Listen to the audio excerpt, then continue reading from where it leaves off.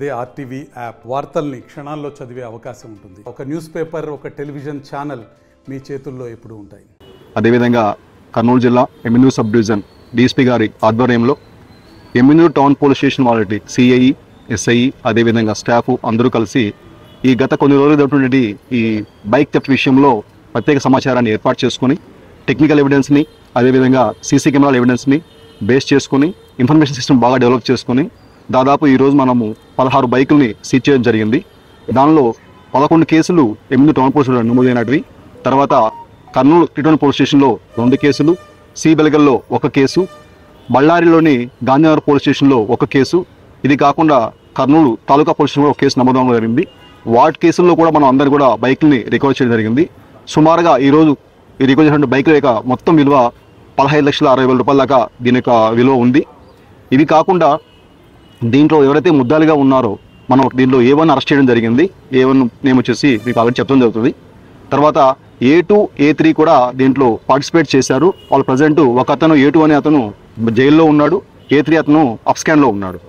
గతంలో కూడా వీళ్ళు చాలా నేరాలు చేసినట్టు మనకు రికార్డ్స్ ఉన్నాయి. ఇప్పుడు ఎవరైతే A1 ఉన్నాడో మన స్టేషన్లో ఆల్రెడీ 1 కేసులో ఉన్నాడు, మంత్రాలయం కేసులో 2 కేసుల్లో పార్టిసిపేట్ చేస్తున్నాడు, అదేవిధంగా కోసి పోలీస్ స్టేషన్ కూడా 1 కేసులో పార్టిసిపేట్ చేస్తున్నారు. అతని మీద 6 కేసులు ఆల్రెడీ ఉన్నాయి. అదేవిధంగా A2లో కూడా దాదాపు 6 కేసులు ఉన్నాయి. A3 మీద కూడా 4 కేసెస్ ఉన్నాయి.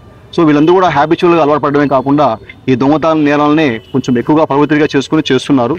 సో వాటి విషయంలో పబ్లిక్ మీరు చెప్పడం ఏంటంటే దయచేసి ఎవరైనా బైక్స్ తీసుకున్నప్పుడు 100% ఇన్సూరెన్స్ అనేది కంటిన్యూ చేసుకుంటూ ఉండాలి. దాని తర్వాత ఎవ్రీ ఇయర్ ఒకసారి ఆ యొక్క లాక్ సిస్టమ్ ఏదైతే ఉంటుందో దాన్ని చేంజ్ చేసుకుంటే వేరే కీస్ పెడితే ఓపెన్ కాకుండా ఉంటుంది.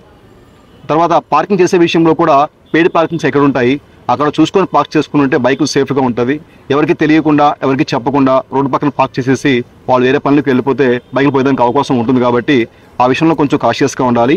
ఇదే కాకుండా పబ్లిక్ మూవ్మెంట్ చేస్తున్నప్పుడు ఎవరైనా సరే 2 కానీ 3 కానీ 1 కానీ ఒక బైక్ని రిపేర్ చేస్తున్నట్టు కానీ వైర్లు కట్ చేస్తున్నట్టు కానీ తోసుకొని వెళ్తున్నట్టు కానీ పబ్లిక్ గమనించినట్లయితే ఇమీడియట్గా ఆ విషయాన్ని కన్సర్న్ పోలీస్ స్టేషన్ కానీ ఒకవేళ వాళ్ళ దగ్గర నంబర్ అందుబాటులో లేకపోతే 100 కాల్ కానీ ఫోన్ చేస్తే ఇమీడియట్గా పోలీసు వాళ్ళు వచ్చి దాన్ని క్రాస్ చెక్ చేసుకుంటారు. ఎందుకు ఈ బండి నిజంగా వాడి బండి అయితే ప్రాబ్లం వచ్చి తోసుకోబోతున్నాడా లేదా వాడన్నా దొంగతనం ప్రయత్నించడానికి మనకు తెలిసిన అవకాశం ఉంటుంది. కాబట్టి పబ్లిక్ కూడా కొంచెం యాక్టివ్గా ఉండి వాళ్ళ కంట్లో ఏదైనా ఇటువంటివి అనుమానంగా అనిపిస్తే దయచేసి మా దృష్టికి తీసుకొని వస్తే మేము దాన్ని ఇమీడియట్గా రియాక్షన్ అయ్యేసి ఆ బండి వాడికి సంబంధించిందా కాదని తెలుసుకోవడానికి కూడా అవకాశం ఉంటుందని చెప్పేసి మీ ద్వారా తెలియజేసుకుంటున్నాను. మరిన్ని వీడియోస్ కోసం ఛానల్ ని సబ్స్క్రైబ్ చేయండి, లేటెస్ట్ అప్డేట్స్ కోసం వాట్సాప్ ఛానల్ ని ఫాలో చేయండి అండ్ లింక్ డిస్క్రిప్షన్ లో ఉంది.